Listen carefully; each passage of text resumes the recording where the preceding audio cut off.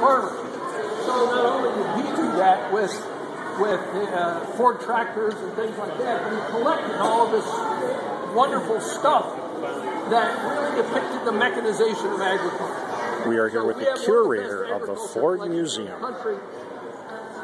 And Henry Ford was also always trying to sort of square industry with agriculture. He was always trying to find a way to blend them. So one of the things he did, for instance, was experiment extensively with soybeans. This was all before World War II, because he saw soybeans as kind of a universal crop. But you could do anything with soybeans. You could replace meat protein, you could replace grains, you could put it into fibers and make it into cloth. He was, in that way, a little ahead of his time. None of that really happened. None of it got to major productivity while he was alive. After World War II, however, soybeans became a huge crop, and if his farthest fantasies weren't fulfilled, the soybeans are nevertheless put to a whole multiplicity of uses. So this was why the farm boy who left the farm nevertheless sort of psychologically stayed on the farm and was constantly looking to put the farming and the industry together. So we'll just walk this way. You'll get a sense of the kinds and the range of farm equipment that he collected over time, and that we've continued to collect. A lot of this stuff, the early plows and things, he collected. The John Deere no-till planter, however, that's a much more recent acquisition.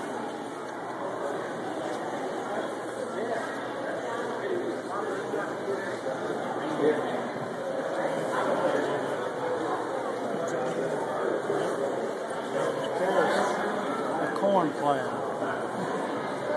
If you've ever wondered why it is that you go to the supermarket and you buy those hard, flavorless tomatoes, here's the reason. It's a tomato harvester. And as wonderful a machine as it is, it tended to, if you got really those good, ripe, plump, juicy tomatoes, it tended to squash them and mangle them. So they bred tomatoes to be harvested mechanically. So there it is. It's a wonderful machine, and it harvests those tasteless tomatoes that we don't like, so we grow tomatoes in our backyard.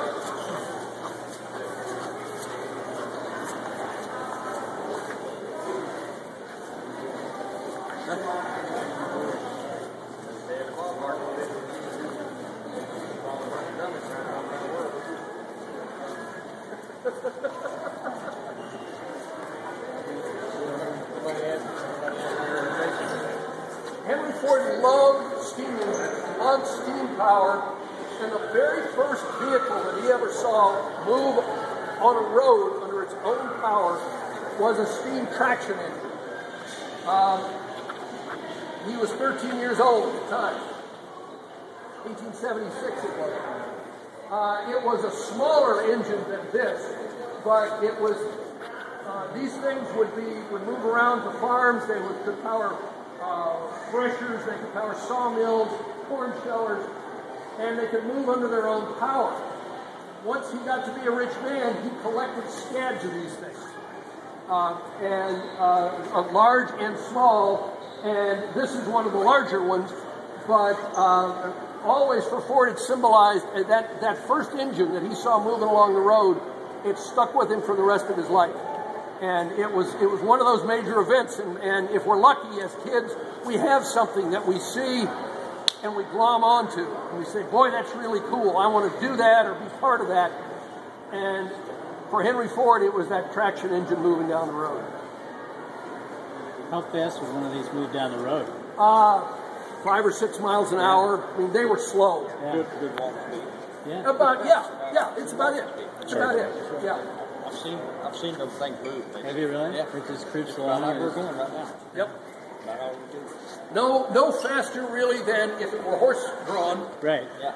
But of course, what it is a portable power plant. Well, so it runs a big belt on the side of that power plant? You would hook it up to a thresher, or something like this wooden machine back here with the filigree painting on it is a thresher.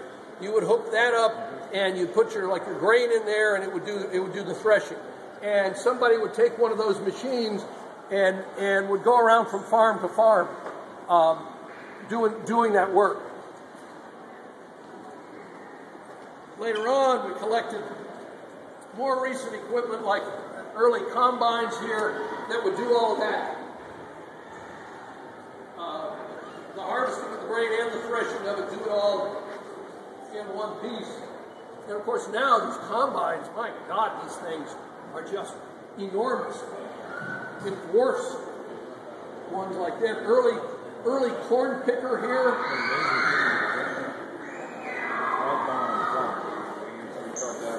And then a later combine, which was huge in its day.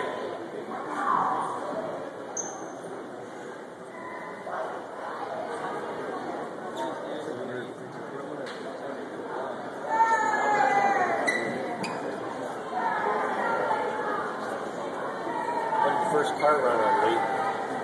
What is that? What was the first? Steam. Huh? Steam. Nope. Well, alcohol otherwise. Yep, no alcohol. Booze.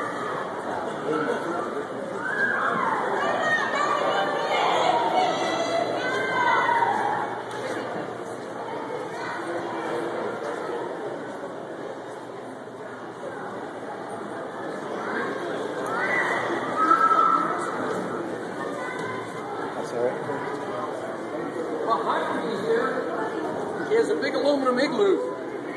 It's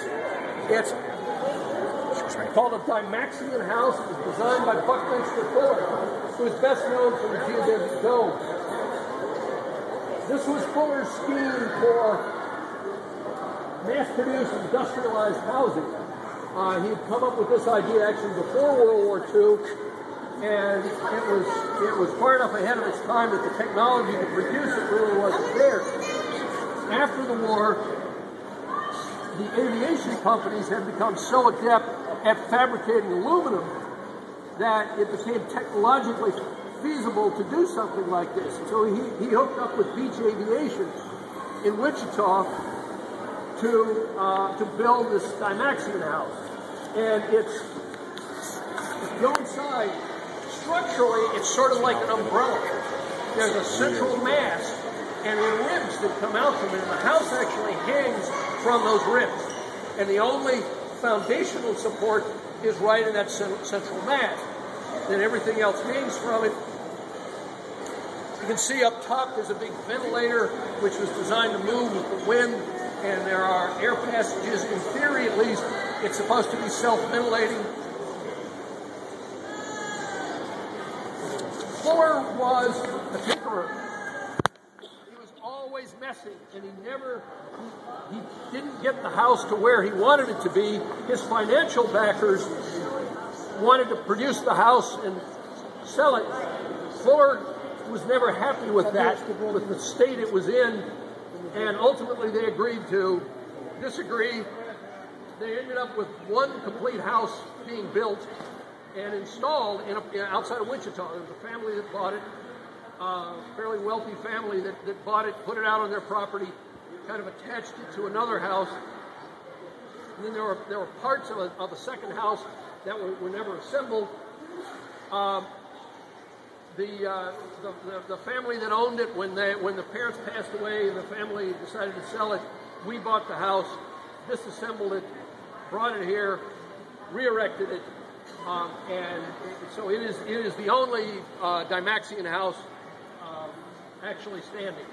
And it's one of those things where the goal was to sell it for about $7,000 and mass produce them. And in many ways it's very cool. The downside to it is you can't really do anything to it. You're not going to bump out a wall and add a room, something like that. You're not going to start chopping up the interior and rearranging the spaces because it's fixed. And if you go to a place like Levittown, where those houses were cookie cutter houses, they're not cookie cutters anymore because people have added second stories and they've bumped out walls and they've modified them all to heck because that's what we tend to do with our houses. We make them ours.